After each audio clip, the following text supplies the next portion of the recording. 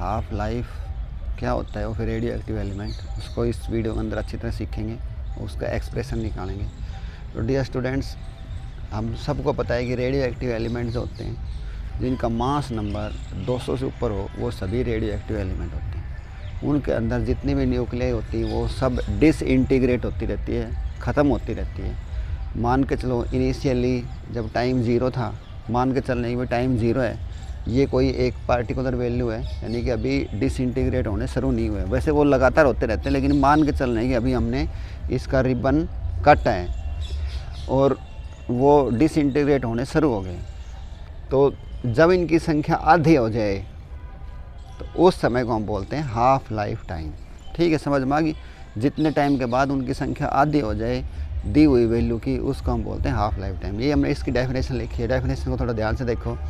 Half life को मैं लिखूँगा T1/2, T1/2 से लिखेंगे इसको हम बड़ा T1/2, यानी कि जो टाइम है मेरा वो टाइम किसके बराबर आ गया, T1/2। Half life of A radio active element is the time interval required for a given number of nuclei to fall from any particular value to one half of that value। मान लो शुरू में 50 दे रखे थे तो उसका half कितने होंगे, 25, यानी कि वो जो टाइम इंटरवल होगा वो क्या कहलाएगा, हाफ लाइफ टाइम। समझ में आ गई। थोड़ी डेफिनेशन थोड़ी सी अटपटी लगी होगी आपको। देखो एनी पार्टिकुलर वैल्यू, यानी कि कोई भी दी हुई वैल्यू कि 1/2 हो जाए। 100 दे रखे हो तो 50 हो जाए, 25 दे रखे हो तो 12 हो जाए। समझ गए। और उस टाइम इंटरवल क्या बोलते हैं हम, हाफ लाइफ टाइम। शायद समझ में आ गई होगी। उसके बाद जो हाफ लाइफ टाइम होता है, यहाँ पे जो रेट ऑफ डिसइंटीग्रेशन होता है वो भी आधा हो जाता है, और टाइम तो उनकी संख्या तो आधी हो ही जाती है।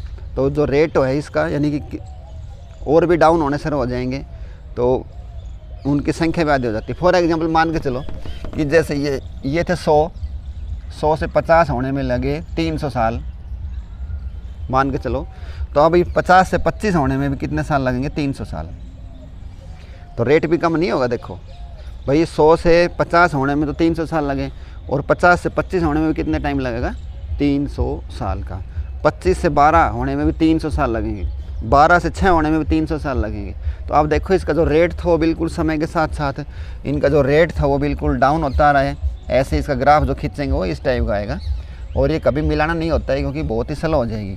आखिर में मान लो 2 बच गए तो 2 से 1 होने में भी कितना टाइम लगेगा, 300 साल का। तो डियर स्टूडेंट्स, हाफ लाइफ जो टाइम होता है उसके अंदर जो रेट ऑफ डीके कांस्टेंट है, यानी कि जो इसका रेट होगा और इनकी संख्या दोनों ही रिड्यूस हो जाती है आधी ऑफ देयर इनिशियल वैल्यू। अब इसका एक मैथमेटिकल और कर लेते हैं। देखो जो रेडियो एक्टिव जो हमारी इक्वेशन है वो होती है N=N0 E की माइनस लैम्डा टी। ये हमारा रिलेशन होता है, ये रदरफोर्ड सोडी रिलेशन भी बोलते हैं इसको। हाँ भाई, ये अब उसके बाद ये वाला हो गया N0/2, यानी कि आधी होगी इनकी संख्या, लेकिन टाइम कितना हुआ अब देखो, E की माइनस लैम्डा, टाइम हो गया मेरा T1/2। ठीक है, इसको सोल्व करवाओ। N0 से N0 कट जाएगा, यहाँ बचेगा अपना 1/2 बराबर E की माइनस लैम्डा T1/2, और इसको और करोगे तो इसका पलटी मार दो, ये हो जाएगा 2/1 बराबर E की शक्ति लैम्डा T1/2, और माइनस तो प्लस हो ही गई हमारी। ठीक है, उसके बाद इसका दोनों तरफ लॉगरिथम ले लो, टेकिंग लॉग बोथ साइड्स, क्योंकि हमने इस एक्सपोनेंशियल फंक्शन को हटाना है। टेकिंग लॉग बोथ साइड्स, तो होगा हमारे पास log 2 = lambda T1/2। Dear students, हमारा जो यहाँ पे लॉगरिथम लिखा है नेचुरल लॉग है, इसका बेस होता है E। ठीक है, जो नेचुरल लॉग होता है इसका बेस होता है E, और इसको हम ln से भी लिख देते हैं, ln2 ऐसे भी लिख सकता हूँ मैं। लेकिन ये जो मान है बुक्स में नहीं होता है, तो बुक्स में जो मान होता है वो कॉमन लॉग होता है, और उसका बेस होता है 10 का, यानी कि जो log En है इसको मैं अगर 2.303 से गुणा कर दूं तो ये बन जाता है हमारा log 10n। समझ में आ गई बात है। इसको 10 से गुणा कर दूं मैं इसको इतने से गुणा कर दूँ तो ये हमारा जो नेचुरल लॉग था ये किस में कन्वर्ट हो गया है, कॉमन लॉग में। तो इसी तरह ये देखो, इसका मान तो बुक में होता है, इसका मान बुक में नहीं होता है, इतने से गुणा करें तो फिर बुक भी मिल जाती है हमें। तो अब ये जो ln2 था, अब देखो इसका मैं क्या बनाऊँ, इसको 2.303 लॉग, अब ई का क्या बन जाएगा 10 2। और डियर स्टूडेंट्स इसको हम सॉल्व करेंगे t1/2, ये आ गया हमारा 2.303 बटे लैम्डा, और साथ में क्या है log 2 भी, और log 10 का मान होता है t1/2 इज इक्वल टू 2.303, और log 10 का मान होता है 0.3010 बटे लैम्डा, और इनको हम सोल्व करेंगे तो ये आ जाएगा 0.693 बटे लैम्डा। तो ये था हमारा required expression for the half life time.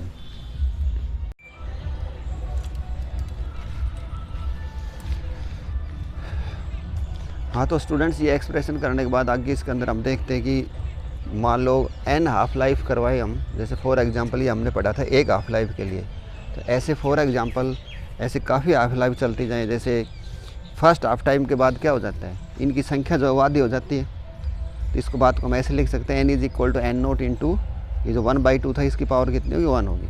मान लो कोई गई इसके बाद एक हाफ लाइफ और आ गई तो क्या होगा, तो उसके बाद एक हाफ लाइफ और आ गई तो ये जो बचे हुए हैं ये वाले, इन्हीं का तो हमारा धकरेंगे। देखो तो बचे हुए कितने थे हमारे पास, n0/2, एक हाफ लाइफ और आ गई। अब देखो कितनी हो जाएगी ये 1/2 का स्क्वायर हो जाएगा। इसी तरह मान लो 3 हाफ लाइफ आएगी तो क्या करेंगे हम, तो जो n0/4 आया है हमारा, इसको एक बार और करेंगे तो 2 2 4 2 3 कितनी 8 हो जाएगी, कि नहीं 8। उसके बाद 4 half life, 5 half life, 6 half life, ऐसे काफ़ी हाफ लाइफ आती रहेंगी। तो मान लो मैं कहूँ कि भाई n हाफ लाइफ के बाद क्या होगा, तो आप देख रहे हो जब एक हाफ लाइफ थी तो यहाँ पे एक उत्तर आ रहा था, 2 थी तो 2 आ रहा था, 3 थी तो 3 आएगा, 4 थी 4। n हाफ लाइफ के बाद क्या आ जाएगा, यहाँ पे n आ जाएगा।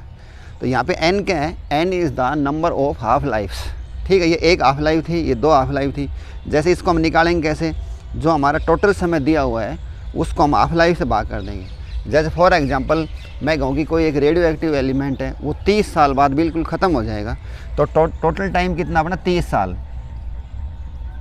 यहाँ देखते हैं इसको, टोटल टाइम हमारा 30 साल। तो 30 साल जो है, और मैं कहूँ कि वो उसकी हाफ लाइफ जो है वो 7.5 साल है, एक हाफ लाइफ 7.5 साल है, तो उसके अंदर टोटल हाफ लाइफ कितनी होंगी। तो आप कहोगे सर आप यहाँ पे ये जो आपने फार्मूला बताया है इसी के ऊपर लागू कर दो कि 30/7.5 काटो पिटो कितनी आ जाएगी, 4 हाफ लाइफ आ जाएगी। तो नंबर ऑफ हाफ लाइफ निकालने का फार्मूला क्या है, जो टोटल समय दे रखा है उसको जो एक हाफ लाइफ का टाइम है उससे भाग कर देंगे तो हमारे पास टोटल हाफ लाइफ आ जाएंगी कि भाई 30 साल के अंदर 7.5 थी एक, तो कितनी आ गई, 4 हाफ लाइफ आ गई। तो डियर स्टूडेंट्स ये तो हमने पढ़ ही लिया था, देखो कि इनकी गुणा करेंगे तो 0.693/t हो जाएगी। तो यहाँ पे जो हाफ लाइफ टाइम होता है वो इनवर्सली प्रोपोर्शनल किसके होता है, इसको हम बोलते हैं इट्स डिके कांस्टेंट। ये बात इधर लिखी है एरो लगा के, half life time is inversely proportional to the its decay constant and is independent of the number of atoms initially present in the sample. देखो ये इसमें कहीं भी n0 आया हो तो बताओ, कहीं भी n0 आया हो तो हाफ ये एक नंबर बनता है कि हाफ लाइफ टाइम क्या वो इनिशियली नंबर ऑफ एटम्स पे डिपेंड कर रही है, नहीं कर रही है। देखो तो किस पर डिपेंड कर रही है, वो डीके कांस्टेंट पे, वो कितनी उससे हो रही है। और ये तो मैंने समझा ही दिया। और देखो हमने यहाँ पे एक बात और लिखी थी कि 1 हाफ लाइफ इज़ आधा इतना, बोथ आर एंड एन दोनों पे डिपेंड करती है। जो बचे हुए हैं उन पे डिपेंड करती है, जो शुरू में थे ना उन पे डिपेंड नहीं करती है। तो आर का एक फार्मूला और भी होता है, मैं थोड़ा यहाँ जगह बनाता हूँ आपको, ये तो समझ में आ ही गया होगा। तो यहाँ पे जो आर हमने निकाला था, R is equal to lambda into N होता है। तो अब इसको इसके साथ करवाऊँ तो कैसे करोगे, देखो लैम्डा का मान निकालो, यहाँ से लैम्डा का मान निकालोगे तो ये आ जाएगा t1/2 नीचे चला जाएगा 0.693 बटे t1/2 इंटू एन आर। तो ये एक रिलेशन इसके साथ भी आ गया है। तो कुछ थोड़ा हाफ लाइफ समझ में आया होगा, हाफ लाइफ की कहानी क्या होती है। जितनी हाफ लाइफ बढ़ती जाएगी उतना ही उनका रेट ऑफ डिके भी देर होता जाएगा, लेट होता जाएगा। ये फार्मूला हमने पढ़े थे, n is equal to N naught 1/2 की शक्ति n। पढ़ा था कि नहीं, अभी बताओ ये। और इसको मैं ऐसे भी लिख सकता हूँ n by N naught is equal to 1/2 की शक्ति n। ठीक है, n क्या है, n का मान अभी भी निकालना सिखाया था। n इज इक्वल टू जो टोटल टाइम है, जो टाइम दे रखा है बटे हाफ लाइफ, यानी कि t1/2। अभी मैंने सिखाया था, जैसे अभी नहीं लिखा देखो 30/7.5, यानी कि हाफ लाइफ इतनी थी। तो अब इन दोनों सवालों को करते हैं। तो फर्स्ट वे सवाल ले लेते हैं। If the activity of radioactive element drops to 1/32 of its initial value in 50 years. कोई एक रेडियो एक्टिव एलिमेंट है, 50 साल में उसकी वैल्यू जो है वो कितनी हो जाती है, 1/32 हो जाती है जो टोटल होती है।